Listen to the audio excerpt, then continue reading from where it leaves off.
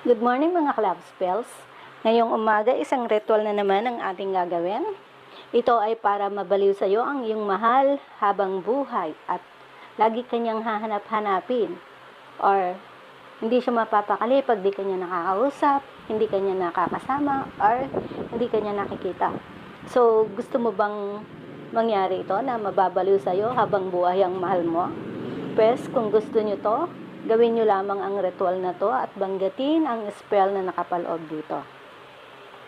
So, ito ating mga kailangan, larawan ng inyong mahal, syempre, ballpen at papel na blanco, malinis na papel, kandilang puti, lighter at pang-pinch ng kandila. So, etong isang importante, pag gusto natin magpabalik ng ating minamahal or gusto nating maakit sa atin ng ating minamahal or isipin tayo lagi, wag nating hihipan yung kandila. Lagi nating ipipinch. Yan. So, una manalangin tayo, isang Ama namin at isang sumasampalataya. So, siguro naman alam nyo na yung Ama namin or isang sumasampalataya. Kung hindi nyo alam, pwede nyo i-search sa Google ang Ama namin at sumasampalataya. Isunod ang mga katagang ito. Kuram Eyom Henesem. Enowam Belorim Trisaram. Muem Desam Aratom. Aksom Okram Vikrayam. Tapos, manalangin. Ama kong nasa langit, isinasamo ko po, nabasbasan mo po ang aking gagawing ritual, bigyang katuparan ng aking kahilingan sa pangalan ni Hesukristo na aming dakilang tagapagligtas. Amen. Tapos, kunin ang larawan niya. Titigan. So, halimbawa, ito yung larawan niya. So, drawing lang to kasi hindi ako pwede magpakita ng larawan ng tao dito na baka kakilala nyo.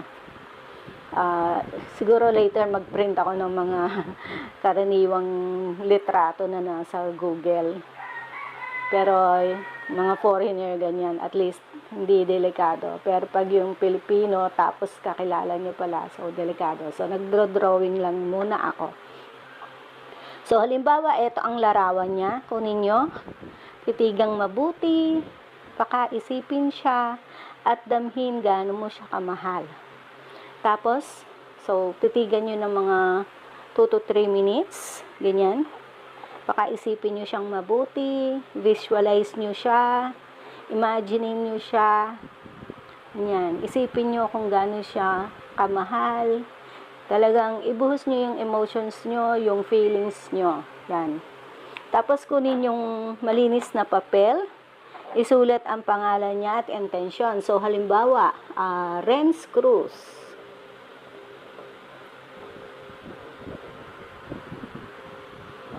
So, halimbawa, Renz Cruz. Ayan, sulat natin. Tapos, yung intention natin. Halimbawa, ako lamang ang iyong pakaiisipin at pakamamahalin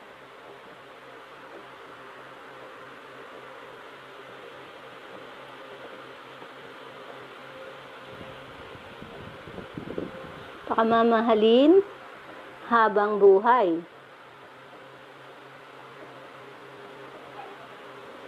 Yan. Hindi ka mapapakali.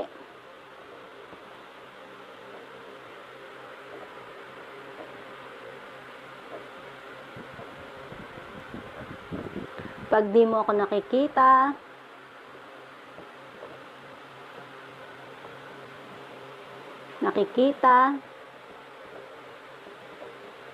nakakausap,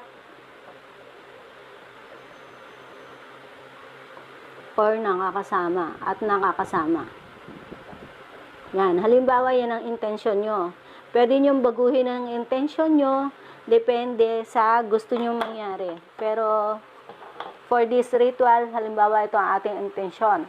Ako lamang iyong pakaisipin at pakamamahalin habang buhay, hindi ka mapapakali pag di mo ako nakikita, nakakausap at nakakasama.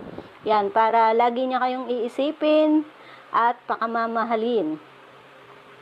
Mababaliw siya sa kaiisip sa inyo habang buhay. Yan. So, pwede nyo ilagay. Ako lamang iyong pakaisipin, pakamamahalin habang buhay, mababaliw ka kakaisip sa akin, hindi ka mapapakali pag di mo ako nakikita, nakakausap, at nakakasama. Yan. So, halimbawa, yan ang ating intensyon. Tapos, kunin ang larawan niya. Yan. Yan ang ating intensyon. Tapos, halikan ng papel. So, hahalikan nyo yung papel. Ikulong sa inyong palad at banggitin ng 7 beses. Funtundok, Diana. Funtundok, Diana. Funtundok, Diana. Funtundok, Diana. Funtundok, Diana. Funtundok, Diana. Funtundok, Diana. Tapos, sindihan ng kandila. So, sindihan ng kandila. At patakan ng papel ng 3 patak. Ganon din yung larawan. Patakan din natin ng 3 patak. So, sindihan ko yung kandila.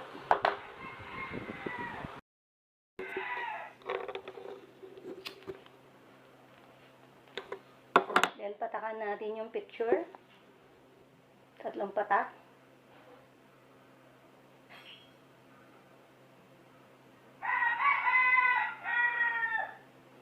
1, 2, 3. Yan. Ito naman sunulat natin.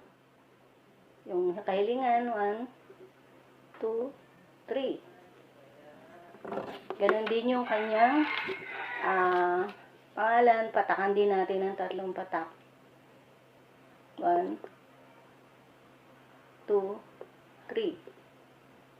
Tapos patayin na natin itong candle. Yan.